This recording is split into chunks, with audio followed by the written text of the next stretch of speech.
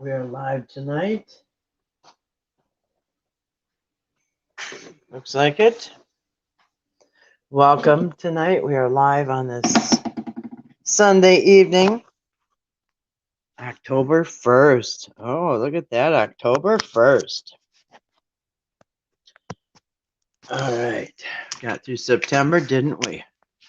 Just fine. No economic collapse and all this other stuff that everybody promised in their prophecy channels.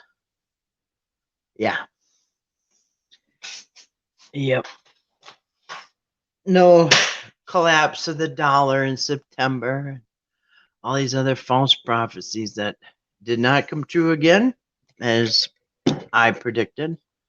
See, my predictions are coming true each time because I keep predicting that they're going to fail their prophecies. Got me some fresh water here.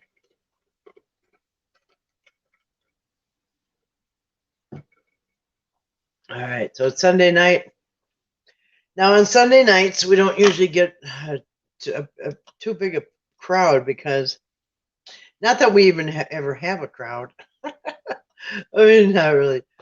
But a lot of times people just don't show up on Sunday nights because, I don't know, it just is one of those nights. So anyway, a track record of Sundays being very quiet. So, but I'm still going to go through part 2. We're going to continue with the 194 contradictions in the New Testament. And we're deep diving into them this time. We've gone through them before, but I'm commenting on each and every one. Because actually I've got these memorized pretty much. So let me get my phone here situated. There we go. Yeah, I hope y'all had a nice day. Guess what? It was 90 degrees here where I live. It went from 4 weeks ago I had ice on my door. And we've been kind of cold. We've been in the 60s and 50s and 40s. And sometimes in the 70s. But today, it was hot. Got up to 90. In fact, it's going to be hot the next 2 days too. So I'm super excited. It was fun being outside when it was hot again. This is our little last heat wave, probably. I'm guessing, after October, we don't really have any heat waves, so it was nice. I did some stuff outside, as you can imagine. And it's been actually really nice. It's been like in the 70s and stuff, so it's been not bad and cold, but it's kind of fun to have it hot again. That is what I'm doing. Getting my stuff situated for the winter, but I'm also getting ready for a big party a week from today.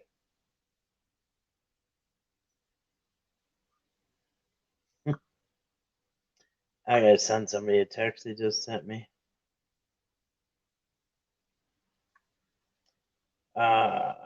Anyway, I gotta find the emoji I'm supposed to be using there. Anyway, well, greetings and salutations to you too. Welcome to Gray Styles. I hope you had a wonderful day. Yeah, it was very unseasonably hot today. It was kind of nice. I liked it. I put my shorts back on. I had long pants for a couple days there, and it was usually in the summer I don't never wear long pants. But it's been kind of cold lately. So yeah, actually today I was back to shorts and t-shirt again. Super fun. I got my camper ready because I'm going to be staying in my camper. And my dad and his wife are going to stay in my room and use the house. And me and the dogs are going to move out to the camper for a couple days, and they can have full reign of the house. So, yep, got the camper ready today. Kind of cool. I got a light so I can see my way out there now. From the house to the camper, if it's really dark out, I got a light halfway now so I can see. Got the inside of the camper ready. Got my bed made. Got got everything ready. A heater a heater and a fan. Whether it's hot or cold. And anyway, pretty cool. Super excited. It's a week from today, the big party. So, yep, this whole week I'm going to be getting ready for the party. So I'm super excited. It's going to be a very busy week for me. We have people coming in from out of state, flying in from all over. So,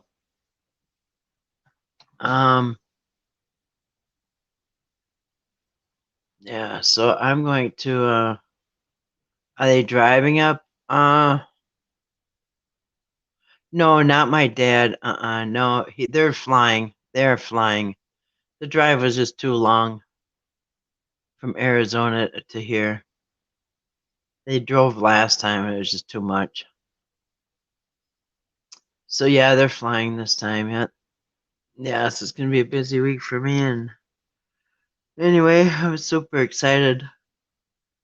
I got all the party stuff getting ready, and anyway, I'm also got to put a sink in this week in my bathroom, a sink and a vanity, and hook it up.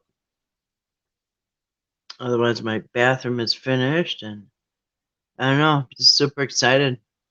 Yeah, it is too long drive from Arizona. Yeah, it's just too much. Hard on the back and the bones, and it's just too much. Anyway, so yeah. So I got to get up early tomorrow. Actually, probably all week. I'm already tired thinking of how early I have to get up. Anyway, but I have to this week's gonna be busy. I have to drive down to the cities to get my vanity and my sink and the faucets and all the pipes and all that. So yeah, it's gonna be a busy week. So maybe I should try to come on a little earlier tomorrow. Yeah, I should come on a little earlier this week. So I gotta go to bed early. Anyway, so yep, that is the plan stand. So anyway, deep diving the contradictions. There's one thing about this. I don't have to really prepare anything. I just have to pull up. Tonight I have a few Bible verses that we're going to refer to as we're looking at these contradictions. Other than that, hold on a second. Other than that, I don't really have to prepare much because I've gone through this so many times. Do you still have it? Okay.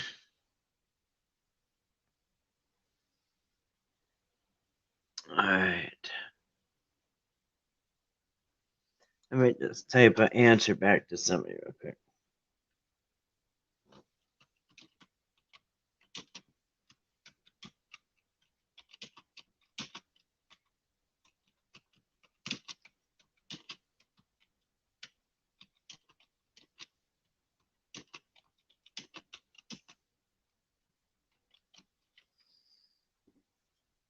All right.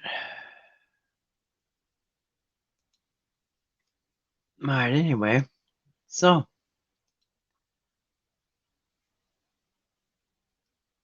well, hi D. How you doing tonight? Welcome to D.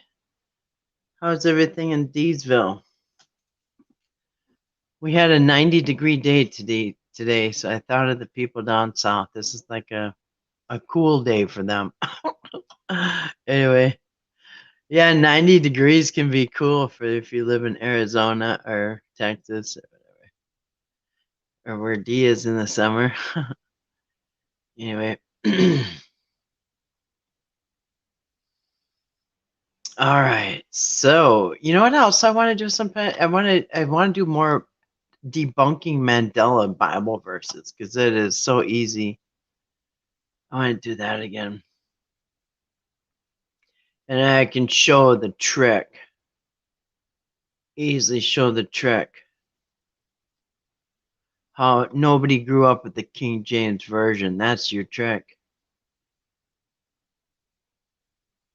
If you grew up in the Lutheran Church, um, then you would have grew up with the RSV or the NRSV, the Revised Standard Version or the New Revised Standard Version,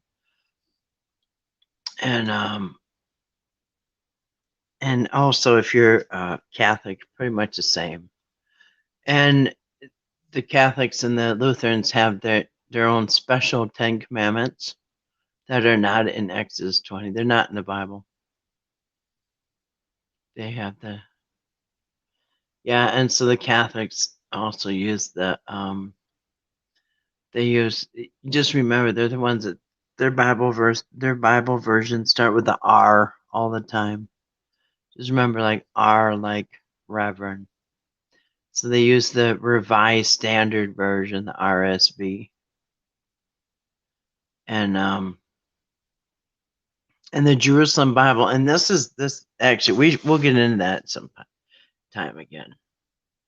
Doing okay, stayed in the car in the parking lot to make sure a guy was helping a neighbor with her car and not trying to steal the car.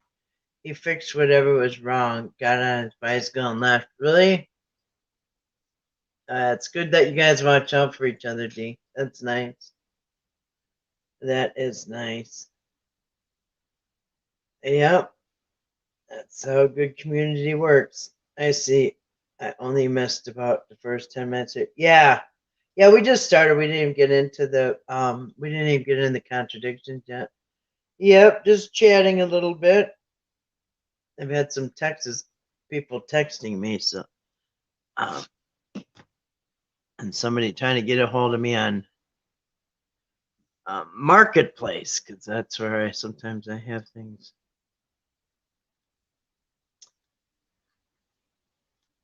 Sometimes I sell stuff on there. So anyway, right as soon as I got on here, people were trying to get a hold of me. So that's what kind of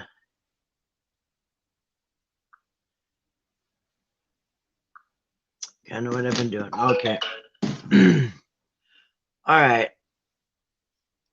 So that is the plan for tonight. We're just gonna go through some more of the 100.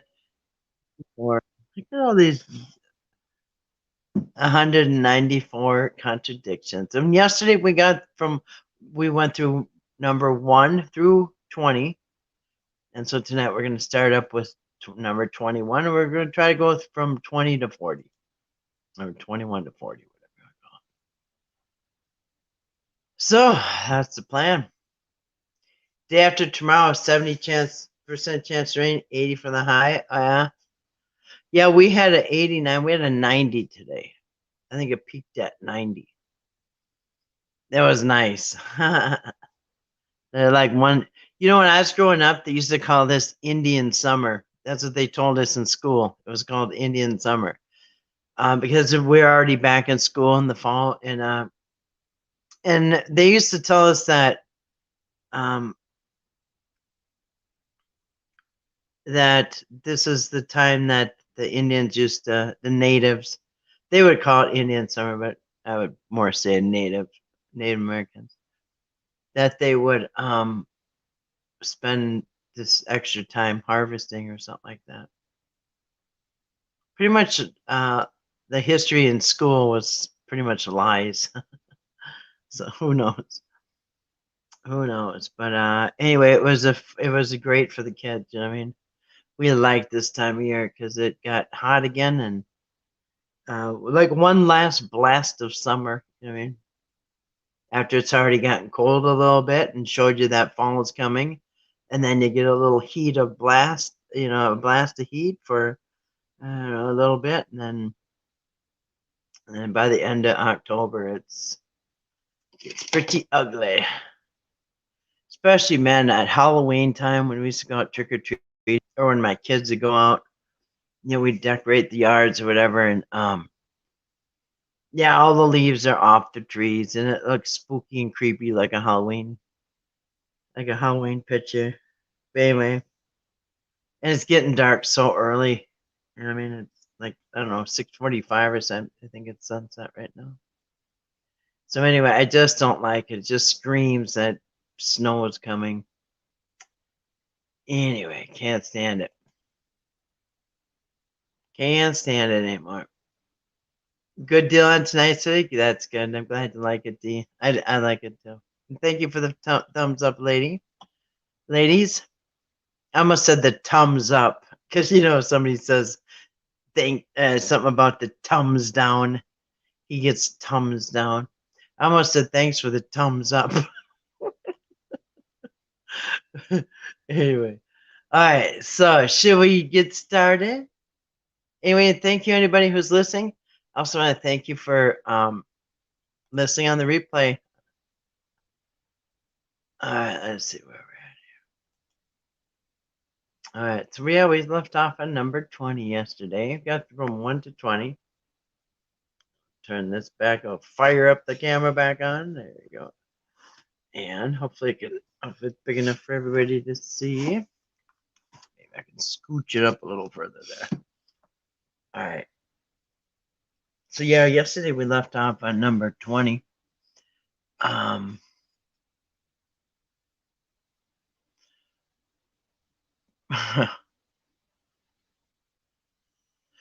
In the order that they're chosen by Andrew and James and Peter and John.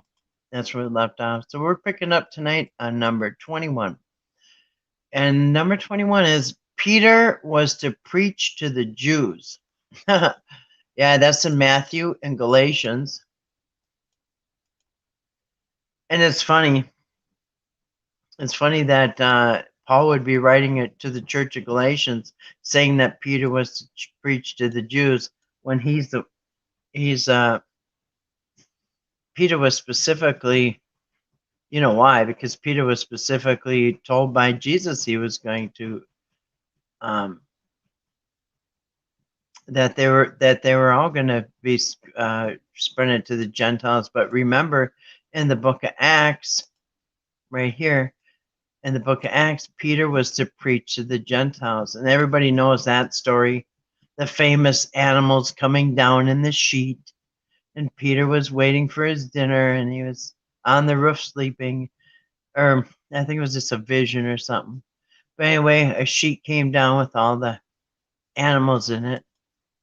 And no, it didn't mean that you can eat whatever you want, even though it said rise and eat. The whole story is because a little bit later in Acts, Peter goes to the rich guy's house and he realizes that the message was that he was to preach to the Gentiles. So that sheet coming down with the beasts in it, all the animals, it was that in Acts 15:7, that story was about Peter was to preach to the Gentiles, because the whole point was God never said any humans are unclean, just animals. All right. So yeah, Peter was to preach to the Jews, because of course Paul's going to say that, because Paul is self-appointed himself to preach to the Gentiles. When God, in fact, this was God himself. Remember, in Acts 15:7, it was God himself who did this, not Jesus, not a ghost or a spirit or an angel. This was God himself talking to Peter. God himself told Peter to preach to the Gentiles in 15:7. And Paul says, no, he's preaching to the Jews. I'm preaching to the Gentiles. And anyway, that's kind of funny. Oops, it spun up too fast. Let's see, where are we here? All right, now we're at number 22. Jesus cured. I don't know if you guys can see it. If I get it any bigger, it goes off the page, so I can't get it any bigger.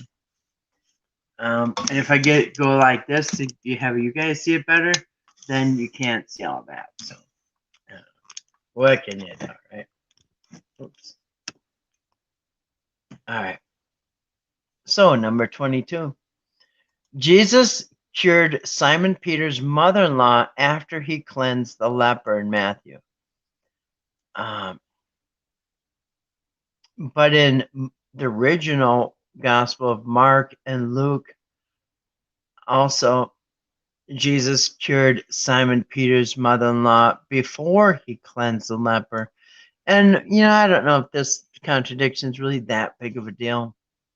I would say it's a big of a deal if they're like going from Capernaum up to Bethany or something, and you're supposed to believe they're in Jerusalem or something. I mean, if you back up and get the bigger picture, then it might be. But this in itself isn't a big thing. So the point is he cured Peter's mother-in-law, his wife's mom. And remember, she was sick, and then Jesus healed Peter's mother-in-law, and then she got up and she started serving the guys. First thing she do is get to work. Anyway, so yes, the point is that he cleaned. So I don't know if it's a big deal. This one is a big deal, but it is a difference. Like if you're going to say, oh, it's God's perfect word. Well, right here, this is enough to say it's not perfect, because God wouldn't mix it up if he's writing the book himself. He wouldn't forget from one book to the next if it was before or after the leper. Anyway, hopefully it was before, because I think leprosy is really contagious. So you wouldn't want like somebody putting their hands on a leper and then coming to your house and putting their hands all over you. Anyway, so number 24. Because they send those lepers to islands and communities to live by themselves. In fact, we looked at it one night, few years back. There still is like an island for lepers. But it's like they can cure it now. But I think they just like living there or something. I don't know. Anyway, been a long time since we looked in that, but yeah, that was a real thing, and very contagious. Anyway, next 24. James and John were with Jesus when he healed Simon Peter's mother-in-law in Mark, the original story. James and John were not with Jesus when he healed Simon Peter's mother-in-law when Luke told the story. So, yeah, remember that? Jesus was there by himself. I think they even made a point to say he was by himself. But then, yeah, the original, though, had James and John were there.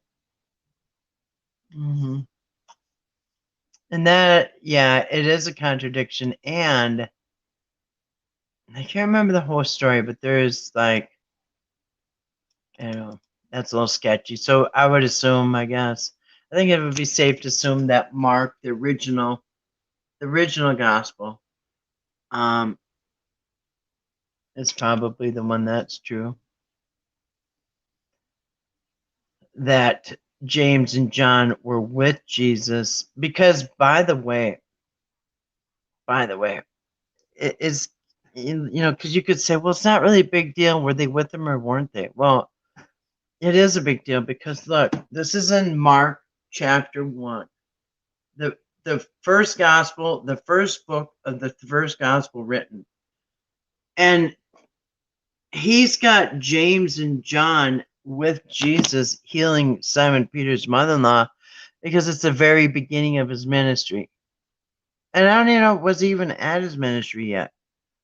Because remember, we already went through that. Some of them, John the Baptist was in prison before he started his ministry, and another gospel says that John the Baptist was in prison after the ministry. And I think Mark was the one that was, he got baptized and he went off and then he to the wilderness. Anyway, so yeah, that whole story is messed up in Mark 1. Remember Mark chapter 1?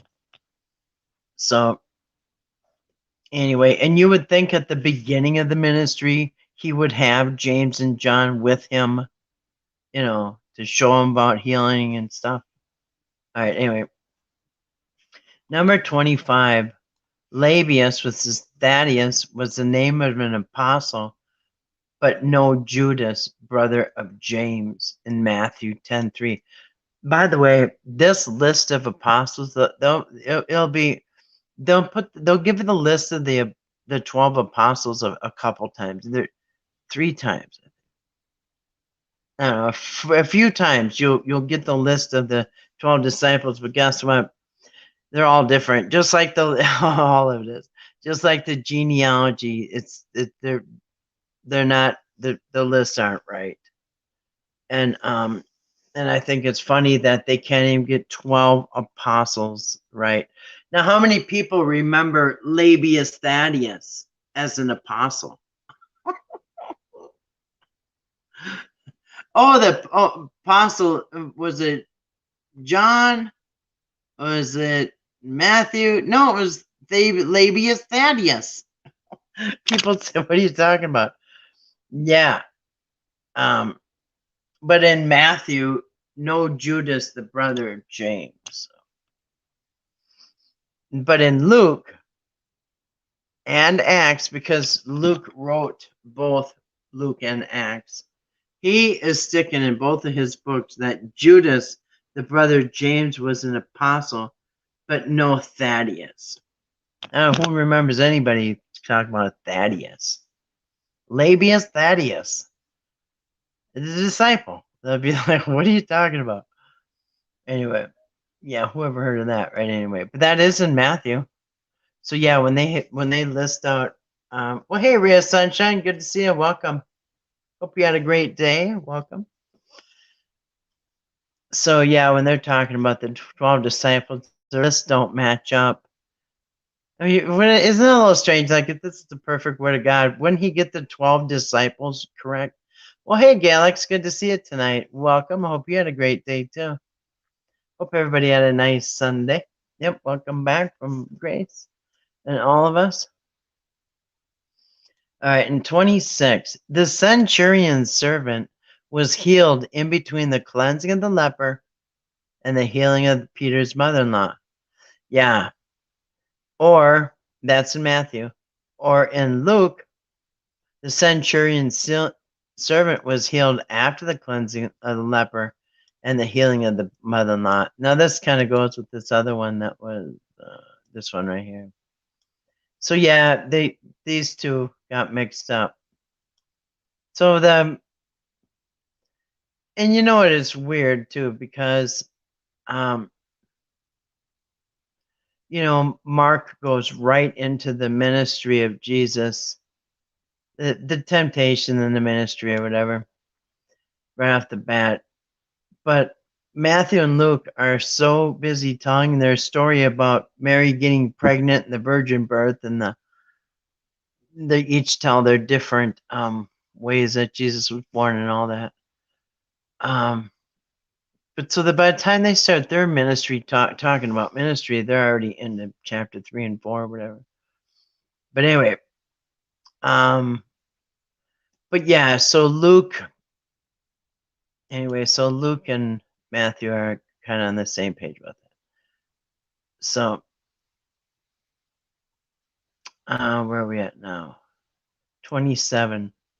So in Mark, the original gospel,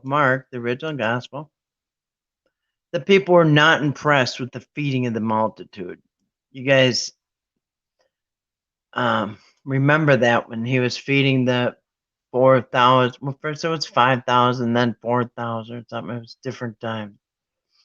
But there were thousands of people with the bread and the fish. And in the original gospel of Mark in chapter 6, the the people, and most people don't remember this. Most people remember everybody being very impressed with how Jesus fed all thousands of people with just a couple loaves of bread and a couple fish, right? Most people remember, of course, most people remember what John said. John, not Mark.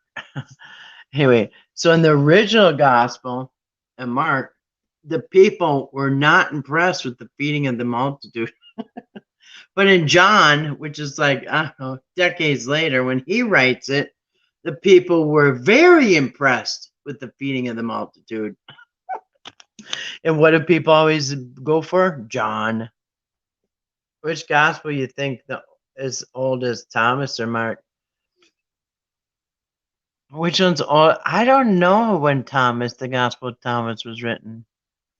There's actually like two Gospels of Thomas. There's a Gospel of Thomas, and then there's like the writings of Thomas or something. Like there's two different ones. I don't know. I never really checked when the date was. We've read them here. Like the one Thomas was actually they're both kind of weird. And as a matter of fact, that was in the Apocrypha. And as a matter of fact, if you were Lutheran or Catholic back in the day, you had that in your RSV Bible. The RSV and the Catholic and the Lutheran Bibles had the Apocrypha in there.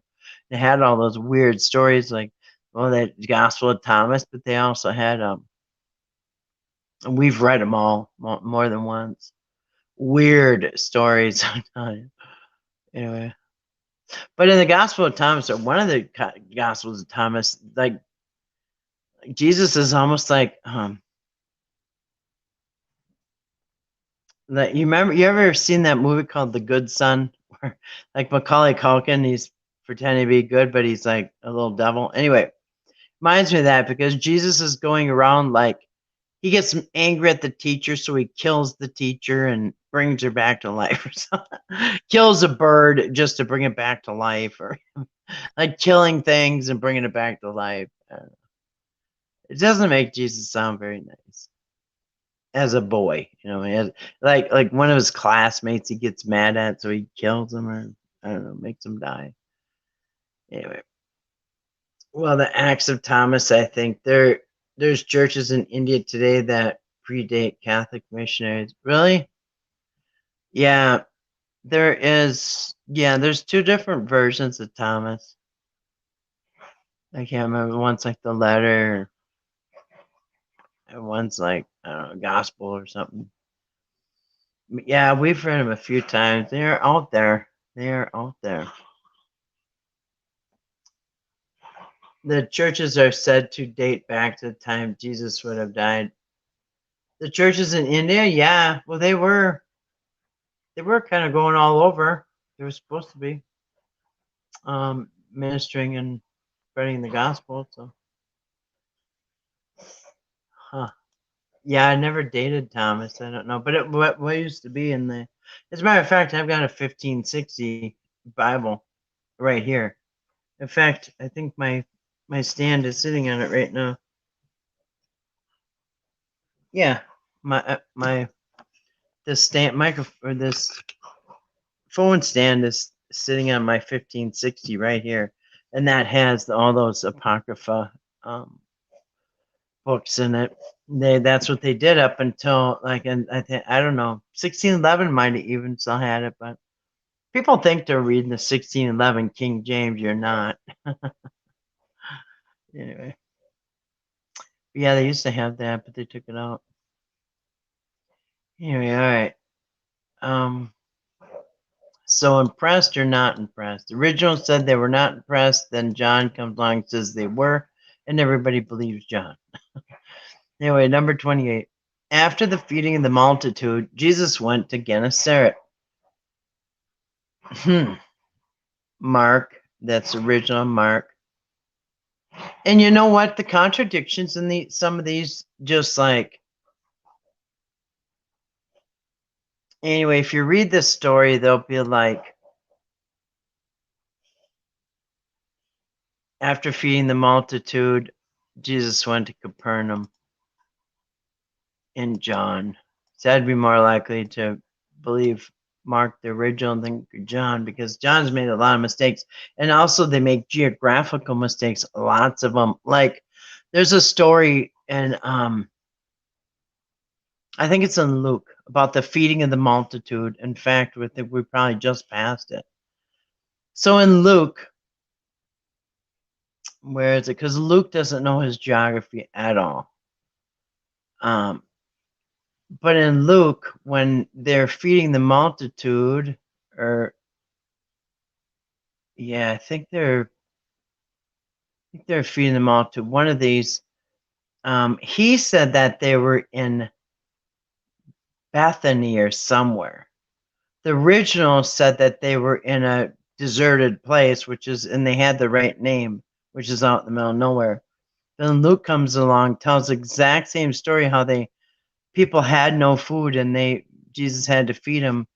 And he says it's in, like, I can't remember what town, Bethany, or some fishing city that was huge with food, like a source for everybody to come and buy food. And Luke says that that's the town they were in when they had no food, when they couldn't find any food to buy or something like that. But so Luke has them like in this major city of food, saying that there's nowhere, they're out in the middle of nowhere.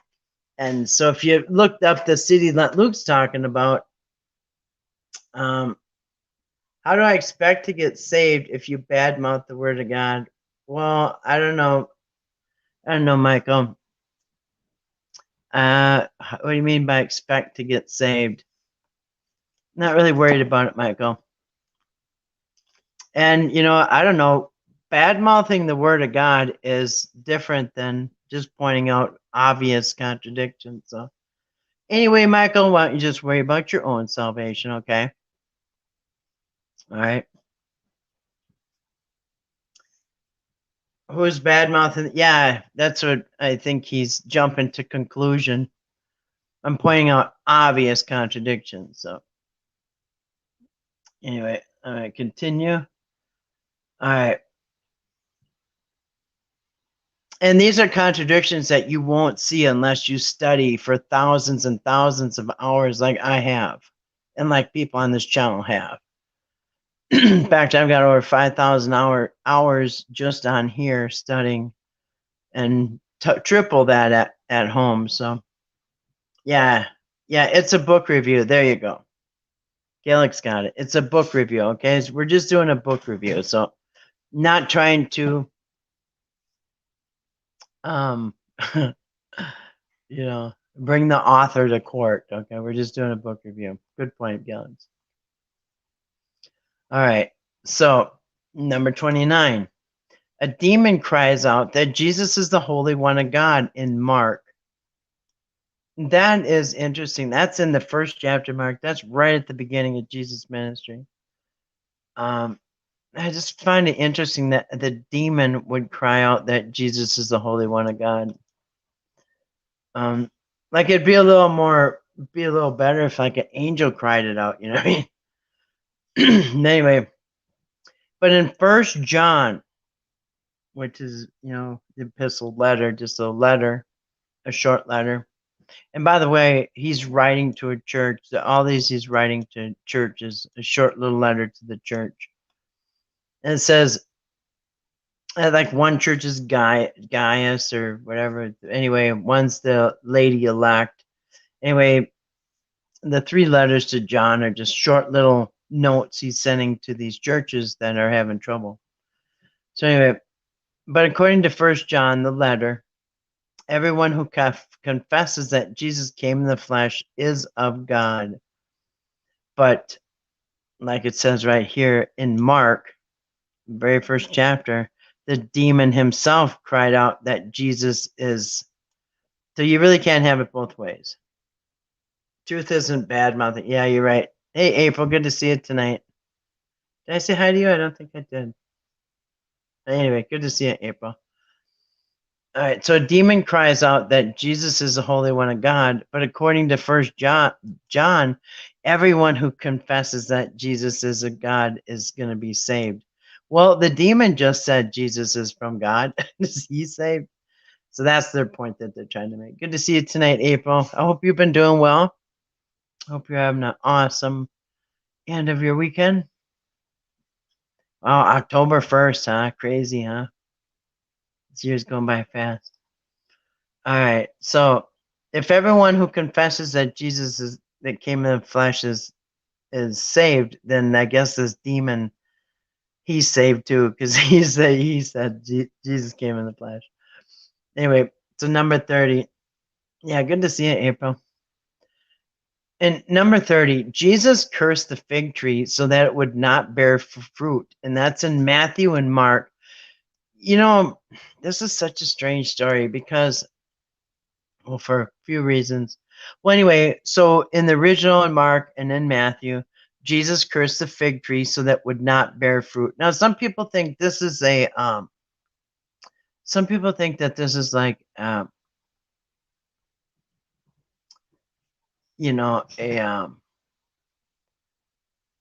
guess they're trying to say that like the Jews were being cursed or something like that. But anyway, nonetheless, Jesus cursed the fig tree so that it would not bear fruit. Because remember, now this is Matthew 21, Mark 11. This is towards the end. Jesus is on his way to Jerusalem. And if you look at the two stories, the two gospels that we're talking about, this fig tree thing comes up in Matthew and Mark.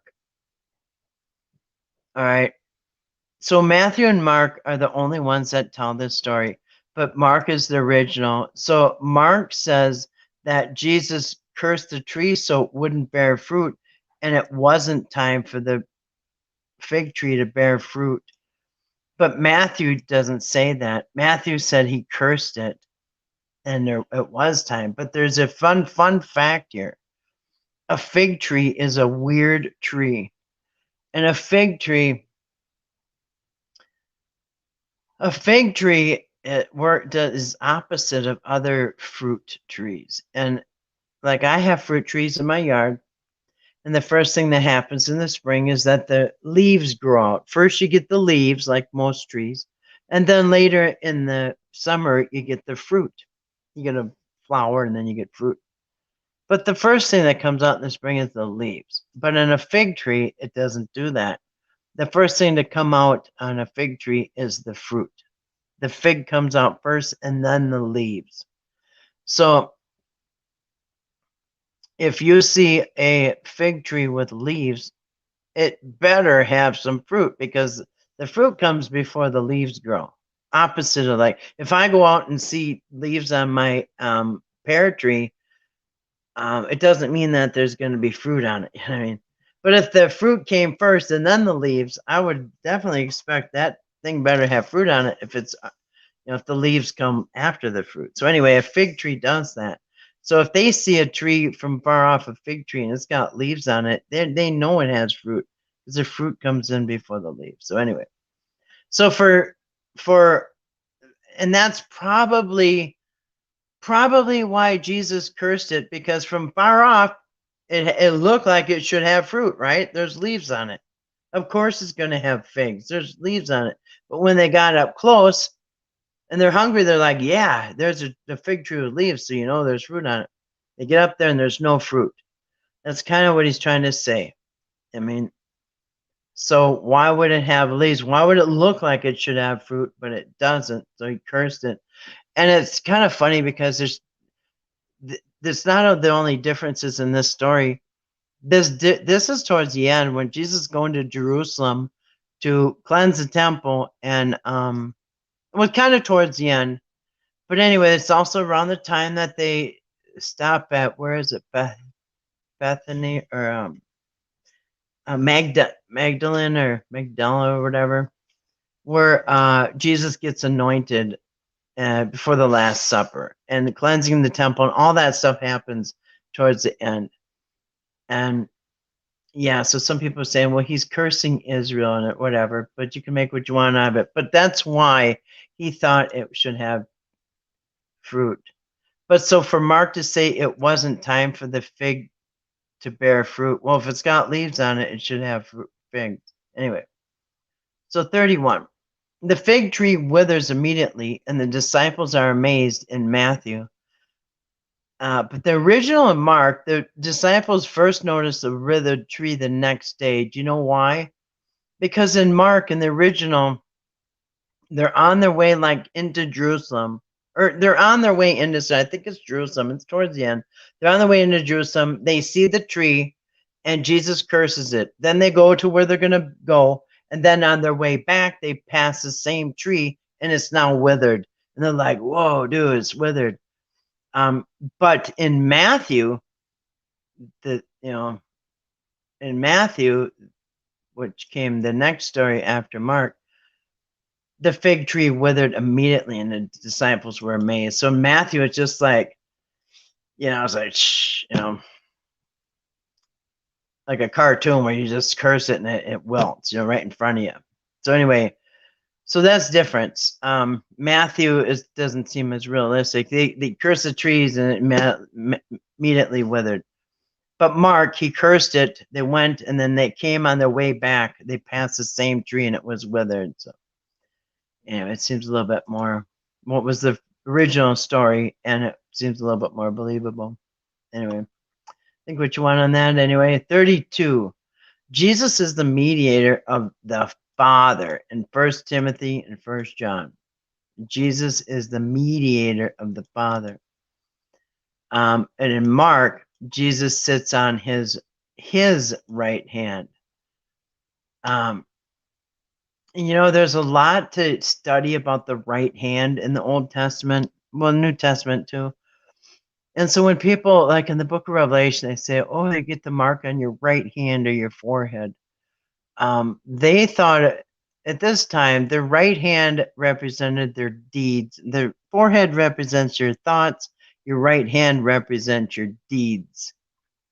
And that's why, is it Paul who says, if your right hand caused you to sin, cut it off?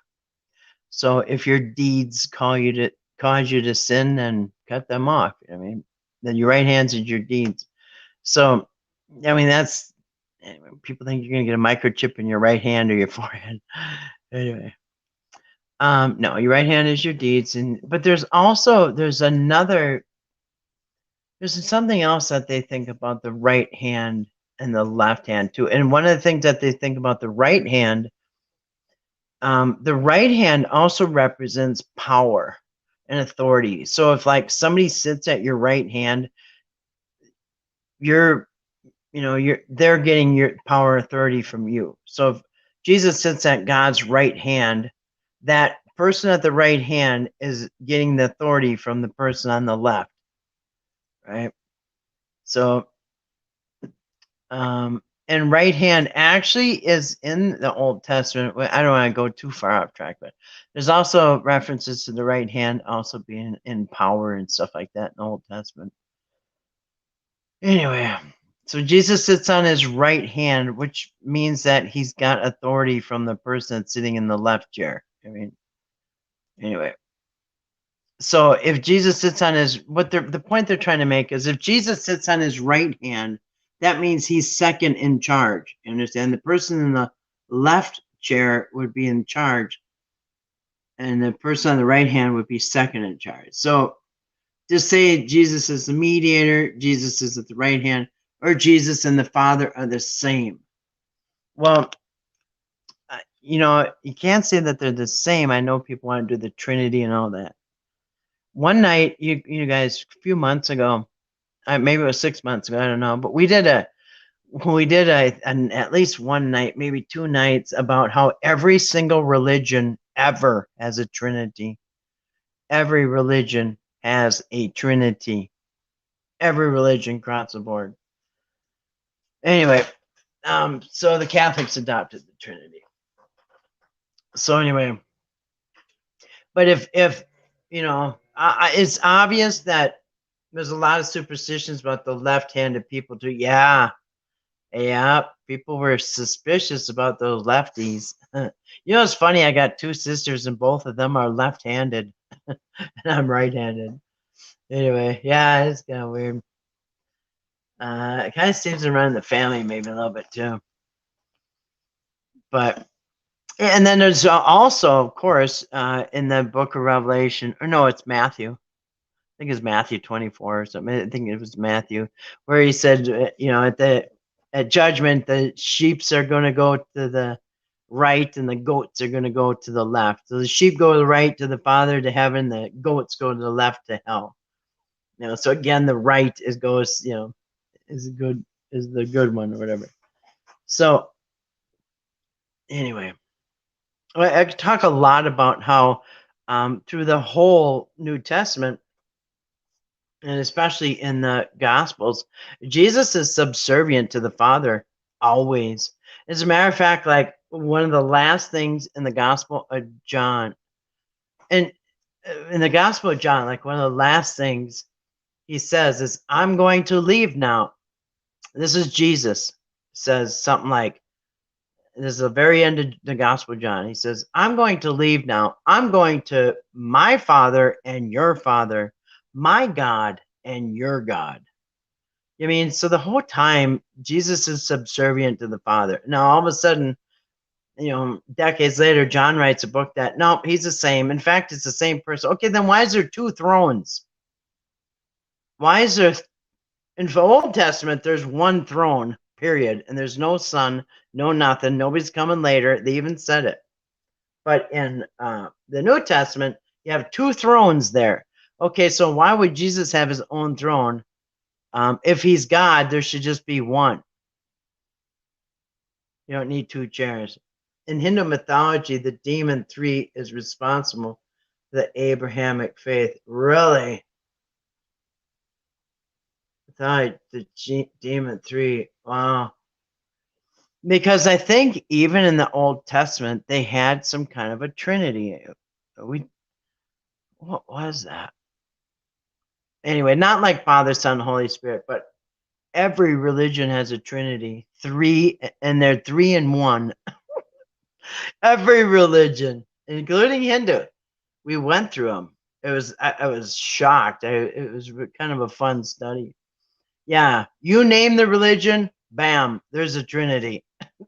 Doesn't matter how far it was, ancient or modern, or what country, all over the whole world. There's a trinity on every religion. But yeah, Jesus is very clear that he's subservient to the Father. And Father's in charge. He's just, I'm here to carry out the Father's will. It's just like 100 times. But yeah, John comes along at the very end saying, nope, they're all the same. Three in one. They're all three, three in one. Anyway. All right. To number 33. There's one God according to 1 Timothy and James. Or there are three according to who? John. Remember, John always makes Jesus into God. He's the only one that makes Jesus into God. John, and it's so funny because that's all people know is John. He was Johnny come lately, or John come lately. And as everybody's listened to his gospel and threw, I guess, the other three out in the trash. Anyway, so 34. Jesus said to honor your father and your mother in Matthew. Also in Matthew and Mark and Luke. Yep, lots. And as a matter of fact, wait just a cotton pick a minute here, because it's actually the fifth commandment. The fifth commandment in the Old Testament. It's always been honor your.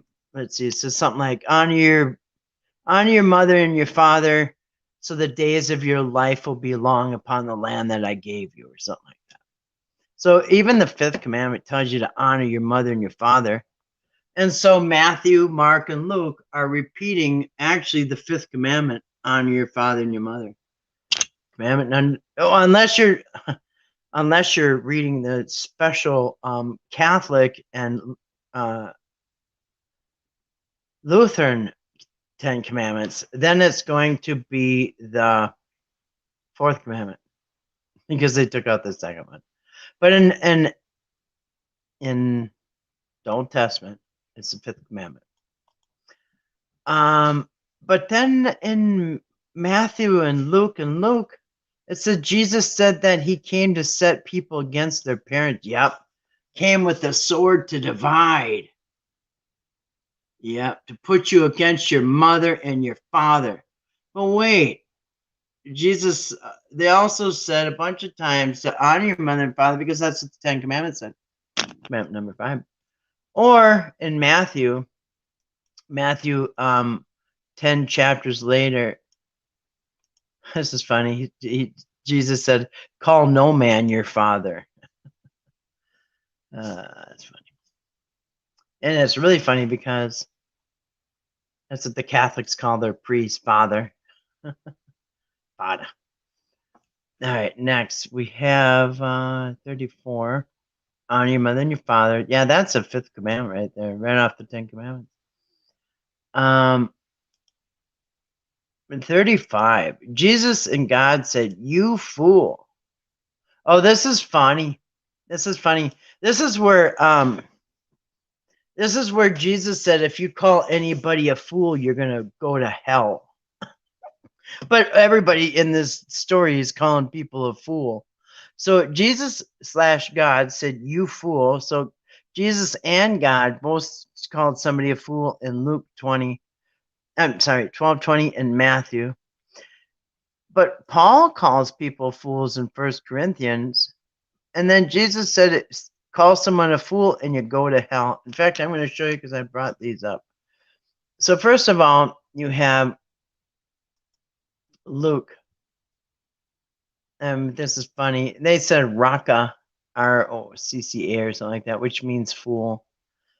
So in Luke 12:20, it says, but God said unto him, you fool, this night your soul shall be required of thee.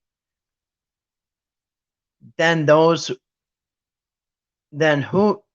sorry, this thing's jerking around here. Look at that. Then who, look at that. I don't know why I was doing that. Then whose shall be things to be which that pride. But here, God himself, God said, you fool. Okay. So in Luke, God called somebody a fool. Let's see, what's this one? Oh, yeah, and then in Matthew 23:17, remember, this is when Jesus was arguing with the Pharisees in Matthew 23:17. Ye fools and blind. What's greater, the gold or the temple of the sacrifice on the gold? Whatever. Yep. So there, Jesus, so God called somebody a fool. Jesus called somebody a fool. In 1 Corinthians, Paul calls somebody a fool. Thou fool, that which thou sowest, not quick except to die. So here, Paul is calling somebody a fool. You got everybody calling people fools. What's this one? 7:1. Here's another one. Oh no. Here it is. It's in 5:22. But then Jesus says, but I tell you that anyone who's angry with your brother or sister will be subject to judgment. So you can't even get angry, even if they're being completely out of line. No matter what they're doing, you cannot get angry. Again, anyone who says to a brother or sister, Raka, is answerable to the court. And anyone who says, you fool, will be in danger of the fire of hell. So if you say you fool, but he just called the people fools, Paul called people fools, God called people fools, but if you call him a fool, then you're going to burn in hell. All right. And this is funny too, because it leads us to the next one, 36. Anger by itself is a sin, according to Matthew 5:22. But according to Ephesians 4:26, not necessarily. Anger is not necessarily a sin.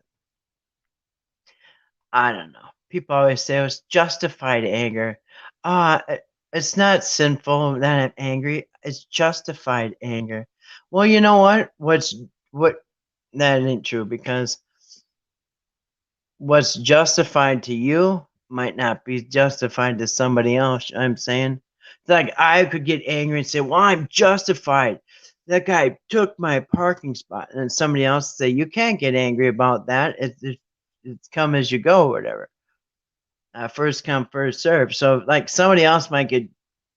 I'm justified. I might be justified in getting angry at somebody else, and somebody else would say, "No, you got no right to be angry about that." So, yeah, you know,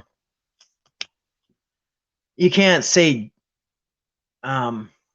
it's justified anger, because, like I said, everybody's got a different measuring bar for that. What's justified to me might not be justified to you, and vice versa. All right, so 37. Ask and it shall be given. Now, by the way, I will note on that. People will say, "Well, it's justified anger according to, because I'm angry because it's." And what I learned when I was taught, I don't know, when I learned many years ago, is that, well, if it goes against God and His rules, then you are justified to be angry. Like if it goes against God's rules, then you're justified to be angry. But now that I know the rules, I know that the rules are, they contradict each other. So one day you can get divorced. Well, in the Old Testament, you can get divorced for any reason. The husband can divorce the wife for any reason. The New Testament, Jesus said you can't divorce for any reason. And then Paul says, yeah, you can. Well, Jesus says you, except for adultery. And then Paul says, yeah, you can get divorced. You can't get divorced except for adultery, and if they don't believe the same religion as you, or what I mean. So, like, wait a minute. So you can get divorced, then you can't unless it's adultery. And then Paul, how many times it's been changed? Old Testament, then Jesus changed it, and then Paul changed what Jesus said. So, like, if you can get mad at somebody because they're divorced, well, wait a minute, whose rules are you going by? If you're going to say you're justified because the Bible says you can't get divorced, well, wait, what part of the Bible? Because this part says you can, and that part says you can, but it's got to be by this stipulation. And then this one's got two stipulations. So, you know what I mean? So, yeah, make sure you know that there's not more than one rule that's making you feel justified about something. So if you feel justified to judge somebody because they're divorced or whatever and getting remarried, well, have you checked out all the rules? Because that's just one person saying it. Two other people commented in the Bible and have their own rules. So anyway, next. I have a ladybug crawling on my screen. They're all over. Well, they're Asian beetles. They look like ladybugs. They're all over my house right now. On the outside, but they're trying to get in. All right, so number 37, ask and it shall be given, seek and you'll find, knock and it will be open to you. That's Matthew 7:7. That's Sermon on the Mount material there. Well, wait a minute. Luke says it was sermon on a flat hill. A flat plain. But it's the same sermon. So in Matthew 7:7, they call it the Sermon on the Mount because Matthew likes mountains. Matthew puts mountains in all his stories. So in Matthew, the sermon is on a mount. But in Luke, the sermon is on a flat plain. But either way, they both said that. Seek, you'll find, knock, open, all that. But later, just 2 chapters later, Luke says, ask and you shall be refused.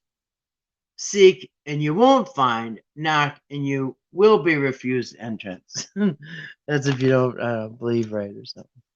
Anyway, so you wonder why there's so many denominations and so many people arguing about how you're saved and if you're saved and if you can lose your salvation. Yeah, because, well, depends which line you read. That's why they can argue till the cows come home, because You're going to find Bible verses that say they're both right, and the same Bible verses will prove they're both wrong. So, what are you going to do? All right, 38. Do not judge. Ooh, this is the judge, not lest ye be judged. Yeah, it said lest. Mandela effect, people. The lest ye be judged. I'll do that on it. And that's, by the way, there's your Catholic and Lutheran upbringing kicking in. Yeah, when you're actually, they use the word lest a lot in the King James, like when Jesus was brought up to the high mount, and the devil said, "Jump off, lest you won't hit your foot on lest you won't even dash your foot on the rocks or whatever." So they use the word lest a lot, but in your Lutheran and your Catholic upbringing, it never said judge not lest ye be judged, because you got brainwashed listening to everybody saying that. What it says is judge not unless you be judged, or less. It says judge not unless you be judged. That's what you grew up hearing. And you heard the word lest a lot in all the other stuff. But anyway. So it says do not judge. And this, it doesn't necessarily, and I'm going to call out this one. Matthew 7 does not say do not judge at all. What it's warning you, if you don't judge unless you're prepared to get judged with that same measuring stick. So if you say, well, look at this person's a liar and they should be condemned, well, then you better be prepared to be judged on that same measuring stick and see how many lies you're telling her.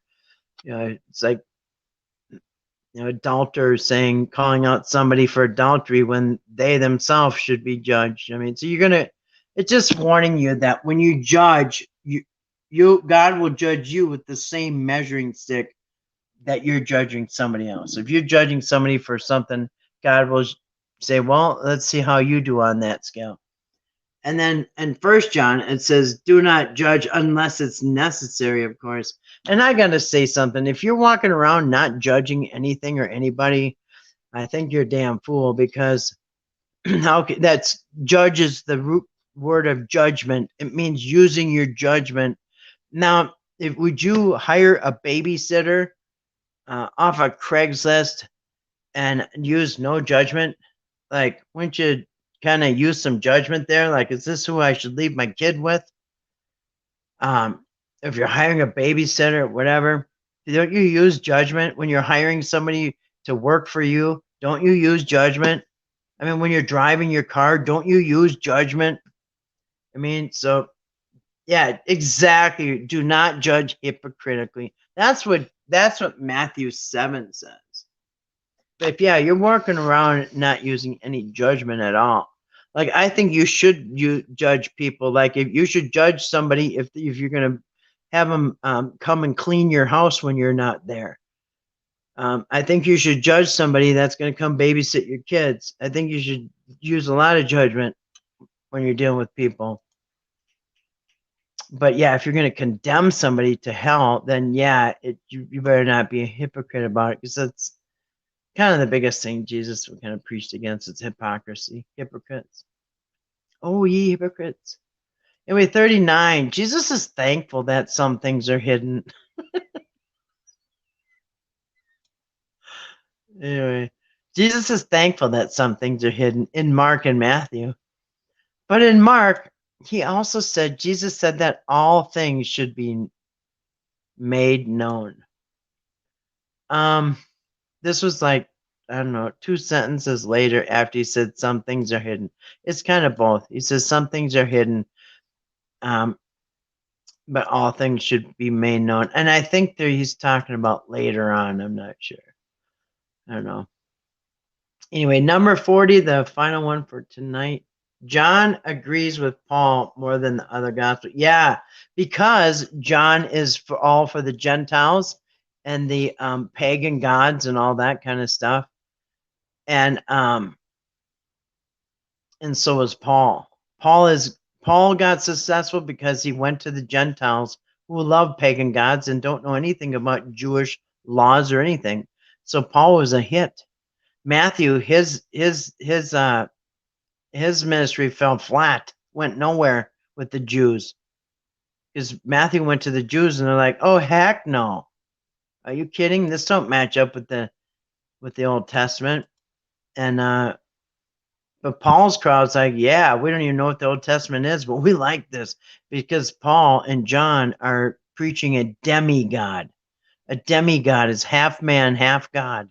And the Romans dig that big time, man. The Greeks and Romans, yeah, give them some demigods. And so that's why John is such a hit with a lot of Christians who don't read the Bible, because this sounds good. I mean, John is very philosophical and it sounds good. You know what I mean? It doesn't match up at all with the Old Testament or really anything that Jesus said, but it sounds good. You know what I mean? Like, just love everybody. And well, and really that kind of is the basic, but and I mentioned the other day, it all comes down to 2 commandments: God and the Old Testament and the New Testament.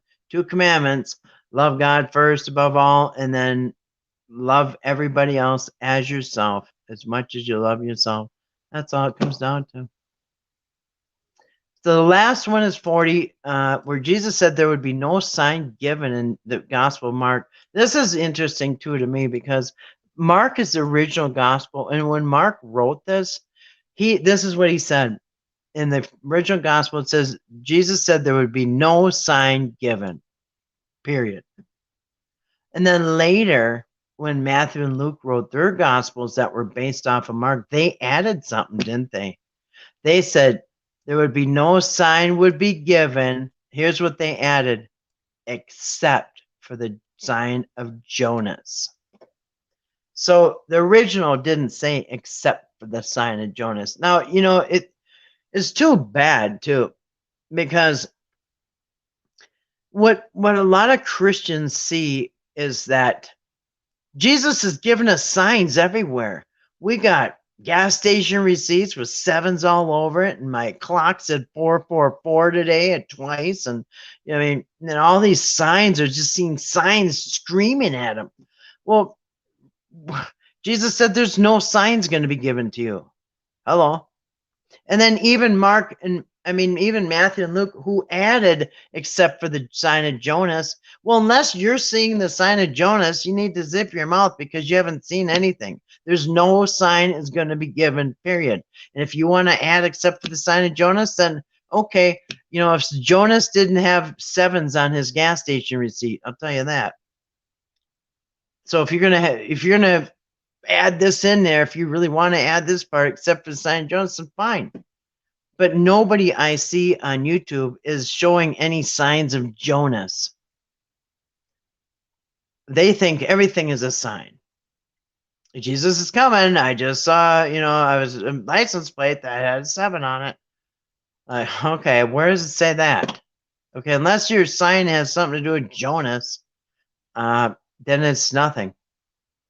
Disqualified. Anyway, so that we got. Oh, wait a minute. We got one more. Okay, so Mark said no sign would be given. Matthew and Luke added no sign except for sign of Jonas, but then John, good old John, and Luke in the book of Acts says that Jesus showed many signs. Remember, he showed many signs and wonders. Remember that? So what I think they're talking about might be signs of what? This is the sign of I think the coming of the age or whatever. And I think this is the sign. Jesus showed signs of what he was doing. So I think they're referencing 2 different things. But anyway, so that is we got through 40. There's quite a few of them. 194, so 20, 40, 60, 80, 100. 200.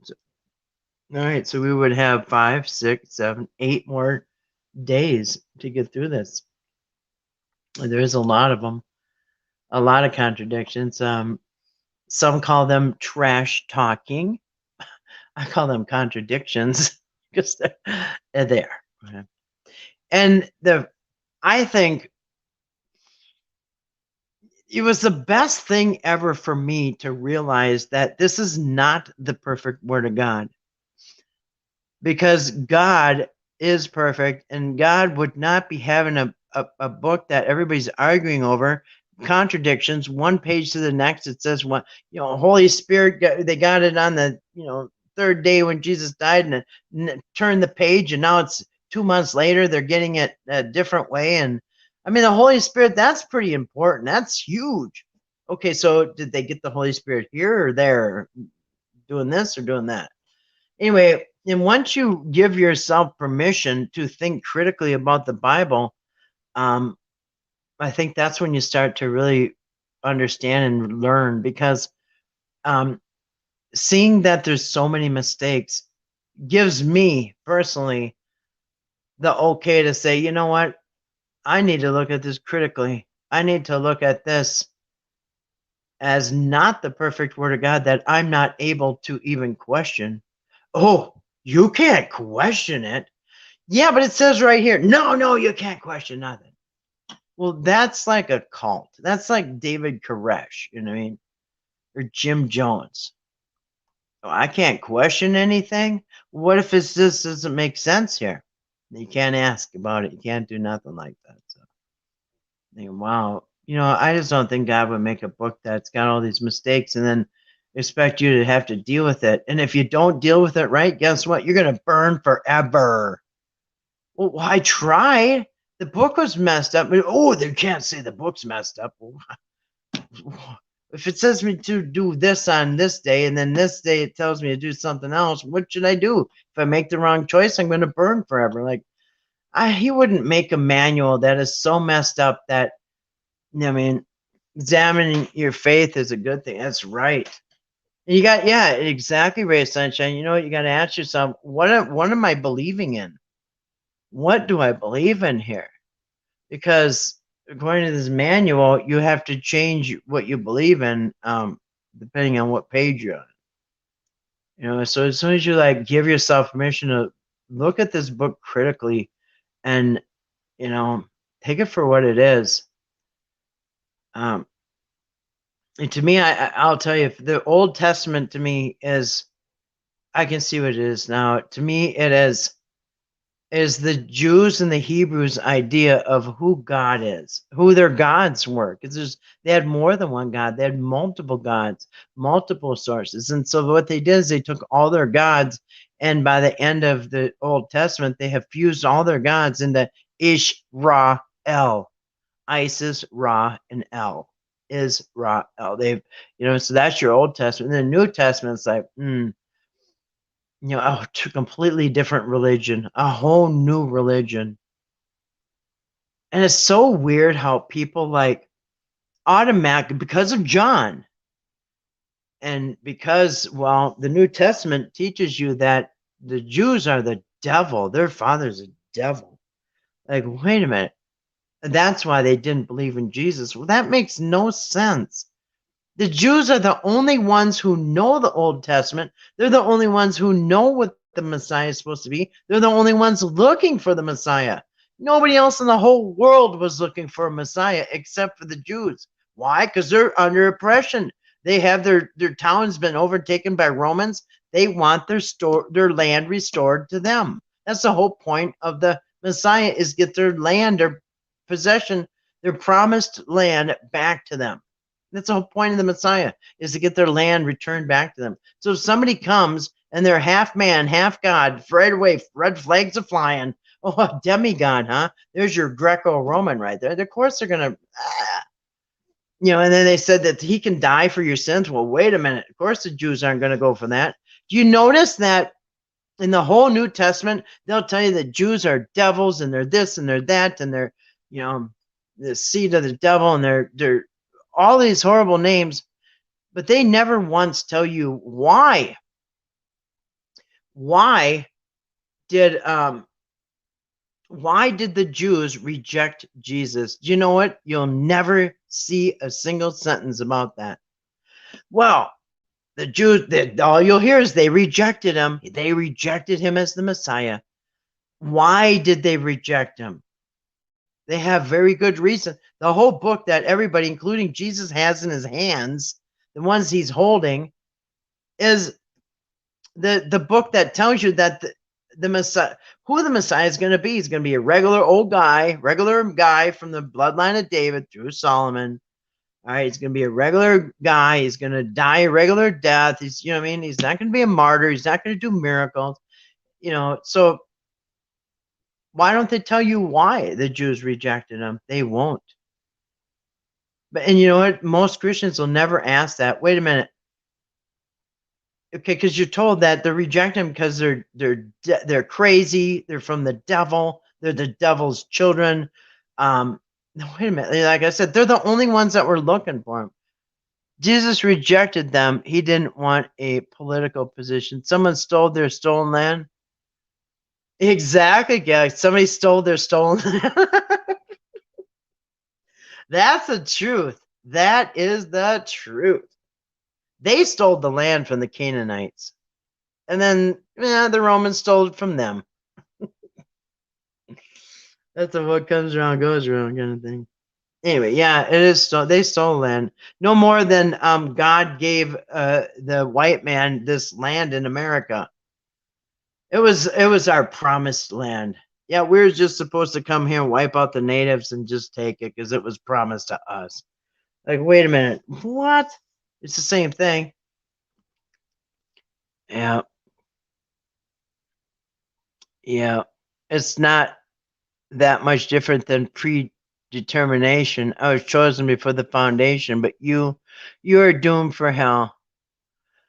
Yeah, that predestination, that's Calvinism. And Calvinism hasn't even been around that long. That predestination thing is a very new concept. It hasn't been around that long. That's predestination. That's Calvinism. Yeah. And just think about it. Are you kidding? Which also, by the way, goes against John 3:16, where God died for everybody, or Jesus died for everybody, so whoever believes, or whatever. He didn't die and for those who are predetermined.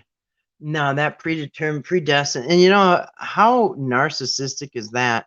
I was born, and God chose me before I was born because I'm so special. But all you peasants and pagans, you're going to die and burn. Because God knew before we were all born that I'm special and you're not. And no matter how hard you try, you're just going to be burned up in the fire forever. You know what I mean? Like, what? Yes, God chose me. And I've said it 1,000 times. Everybody who believes in predestination believes that they're the one predestined to go to heaven. Yeah, they're never like, you'll never hear somebody say, I believe in predestination and I believe that I was chosen to burn in hell. Yeah, no matter what I do, I can't, nothing I can do. God appointed me from a baby in the cradle. It said, baby, you're going to burn. No matter how hard you try, I don't even care. Try all you want. You're going to burn in the end. And not just a little bit, you're going to burn forever, baby. So go ahead, live your life. I mean, really, is that fair to the baby? Anyway, it's stupid. Yeah, it is Christianity. I mean, it's like I said, that's pretty narcissistic to believe that you were born so special.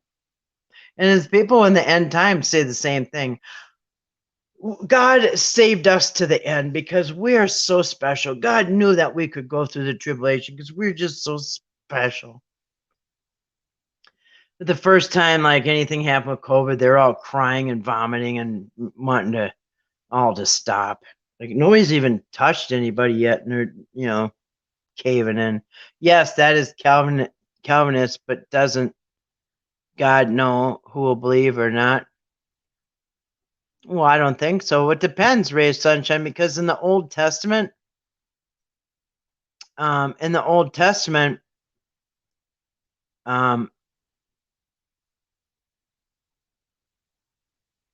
it says that God doesn't know things ahead of time. If God knew everything ahead of time, then why didn't he know Adam and Eve were going to eat from the tree? And they say, well, he did know. Really? Then why was he so mad?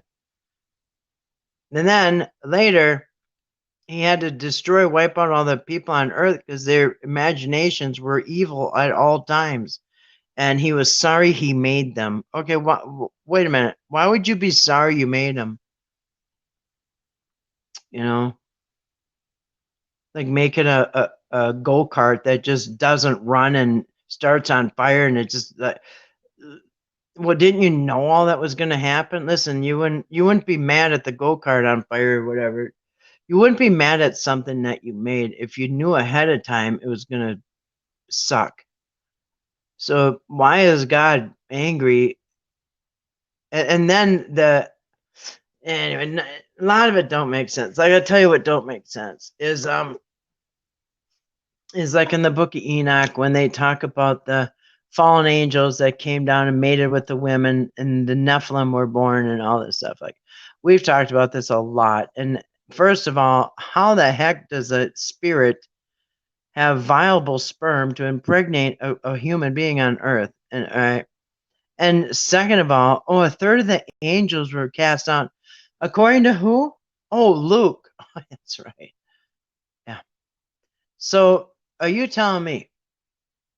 And Satan rebelled against God and he took a third of the angels with him. Wait, stop right there. You know why that makes no sense? Is because all the way from Job at the very beginning, Job had to ask everything he does not, I mean, not Job, Hasatan, Satan has to, Satan has to ask everything for God. He does not have free will. The angels do not have free will.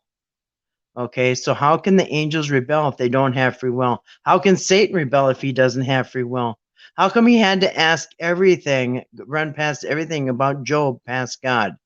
All right, well, you can do this, but you can't kill him. You can hurt him, but you can't. You can do this, but you can't do. He laid out rules for Job, for Satan, what he can do to Job.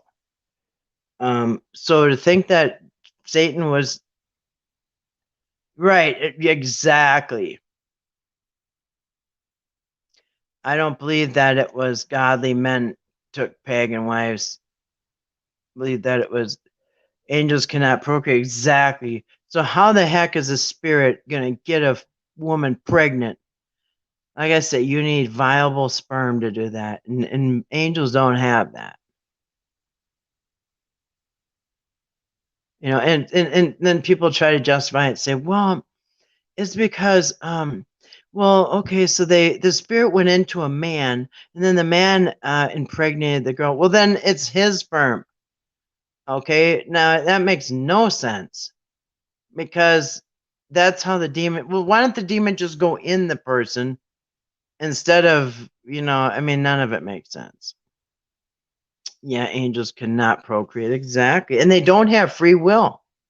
In fact, in the Old Testament, it says a lot like the angels that have to exactly everything God says, like the pillars and the winds, the four winds, and the rain and the thunder and everything is run and nobody has choice what if they want to do something or not. So yeah, how does Satan rebel if Satan is not have free will? That makes no sense because of one sentence.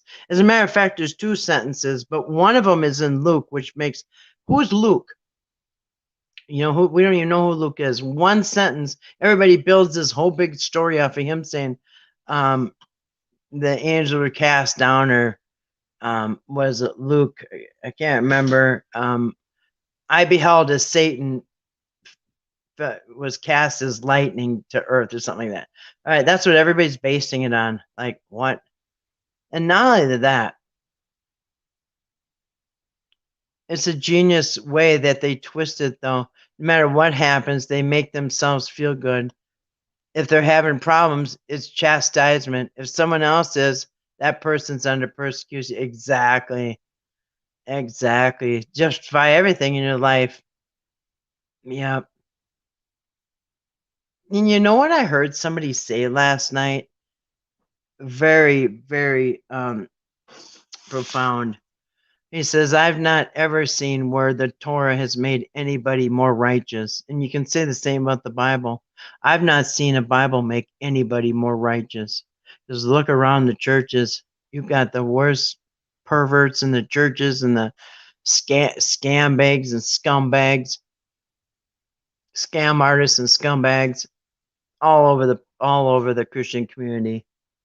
You know what I mean? The worst people I've seen mostly have been Christians. I mean, and so to think that a Bible has made anybody holy. The book of Enoch is Jewish myth, 450. Yeah, 450-foot giants. As a matter of fact, Ray of Sunshine, we already measured that a few years ago.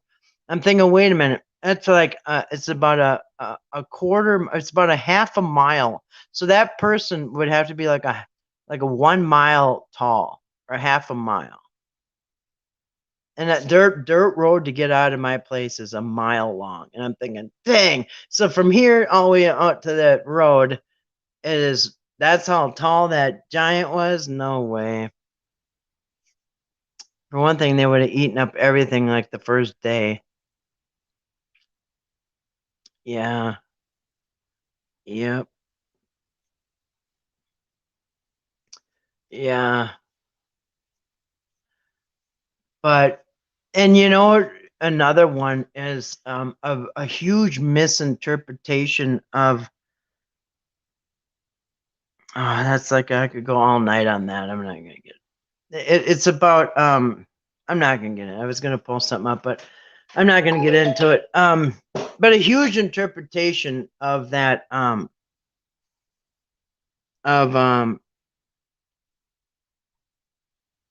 the morning star that in Isaiah, whatever it was, Lucifer, morning star, whatever, that Bible verse. Yeah, that has nothing to do with Satan or Lucifer, or anything like that. They're talking about a planet. And anyway, that's another one people ran with. Yeah, that is a planet they're talking about. The morning star. I think, is it Venus? Anyway, if I go outside at sunrise, before the sun comes up, Saturn, thank you. Yeah, it is Saturn, and these people are Saturn worshipers. Anyway, so if I go out before the sun comes up, as the sun is coming up, all the stars disappear except one. You can still see one giant star in the sky as the sun comes up. There's going to be that last big star. That is Saturn. And that is why it's called the morning star. Oh, morning star, how you fell. They're talking about one of the kings of Babylon. They're not talking about Satan and Lucifer. The morning star is Saturn, and they're referring it to because it's if you go out in the morning, it's the only star you're going to see left. It's the last thing out there. And that's for people will take that and turn that into, how you fell from, Lucifer, morning star, how you fell from. No, they're talking about one of the kings of Babylon that fell. And nothing to do with it. But they just twist Bible verses, take it, and they listen to everybody else, what they're saying, and then they go with it. And then they think it becomes fact. It's one of those things like if somebody, I don't know, Hitler or some evil person said, if you make a lie and make it big enough and keep repeating it, eventually it becomes the truth. I think it was Hitler or Stalin or somebody that said that one. Some sicko. Anyway, and that's just how it is with this Saturn and Lucifer falling from heaven, all that. It's like, all right, I guess it's the truth now because everybody keeps repeating the same lie. And so I guess it's the truth now. Satan fell out. And by the way, just think about that for a second. God had a perfect order going up in heaven, right? According to the Hebrew Bible, there's a perfect order going up in heaven. God's there, and he's got Hasatan, who is his name literally means your adversary. Okay, Hasatan is your adversary. He's the one that's working against you to really is building your muscles, your spiritual muscles. So there's got to be somebody there to tempt you every day and all that. So he's the tempter. That's it. All right, but they've turned him into like, okay. And so God had a good thing going, because remember in the book of Job, he says, hey, Satan, where are you going? And Satan says, I'm coming to and fro from the earth and back. And he says, what do you think about my man Job here? And you know where they were when they were talking? They were in a courtroom. They're in a holy courtroom, and Satan was there with his angels, and he is about to it's a courtroom basically. So how do you go from that to Satan all of a sudden somehow gets the power to have his own will?